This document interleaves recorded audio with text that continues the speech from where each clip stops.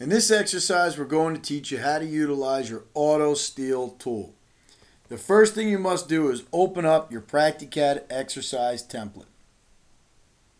Once you've done that, we're going to need to isolate the layers that have the steel lines. You can see here that we've got a steel grid. This is a flat 2D background, the template. And what we're going to do is isolate the steel lines. To do that, we're going to use our Layer Isolate tool. Now, on my ribbon, it happens to be under my PCAD ACAD Custom. As a general default under AutoCAD Home, you should have these icons here. And one of them will be your Layer Isolate. So we're going to use it directly from the Home tab on the AutoCAD ribbon. We're going to say Layer Isolate, and we're going to click once. When you do that, AutoCAD is going to say to select objects on layers to be isolated. And we're just going to click once on this particular line item here, and then we're going to hit enter. And when we do that, AutoCAD is going to isolate just these lines. This is going to make it easy for us to sweep select all of them and convert it to layout lines. I'm going to go back to my PractiCAD ACAD where I have my PractiCAD ribbon, and we're going to choose the Create from Lines button. Going to click once. Then PractiCAD is going to ask you to select objects in the command line. I'm now going to window all of them. You can of course pick individual lines, but in this exercise we're going to highlight them all at once. And I'm going to hit enter. Once we've done that, we've got all the different lines converted, and you should see it turn to red. The next step will be to use our AutoSteel tool.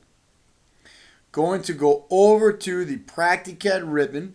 We're going to select the AutoSteel tool, and we're going to click once. On the left hand side, you need to pick the wide flange shape you want to use. Make sure that you have all of the options open. If you actually click on steel here, double click on it, it'll close it and make it look like there are no options there. When you double click on it, it opens up all the steel catalogs that come with PractiCAD as a default. So we're going to open up wide flange shape and then pick one you'd like to use for this exercise. I'm going to use the W36 by 210. Now we need to set your parameters as follows. For normal, we usually always leave it as top. We're going to say rotation angle 0. We're going to say let's hold all the steel by the top. So we're going to switch hold by top. And then we're going to say start point elevation type, choose absolute. You have two choices here, but we want to just give it an absolute elevation. Remember that whenever you give values for steel conversions, you are giving the absolute from basically datum or zero elevation. From absolute zero. You might be using relative marks or a relative bottom on your drawing, but when you give values in AutoSteel, they must be complete absolute values from zero, and that means absolute zero.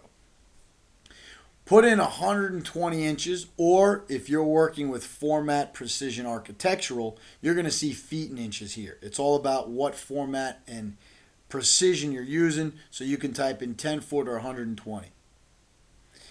Then do the same for endpoint elevation. Make it match. By matching them, we're going to keep these lines flat and horizontal. However, you could put in an endpoint elevation and it would produce slope steel for you.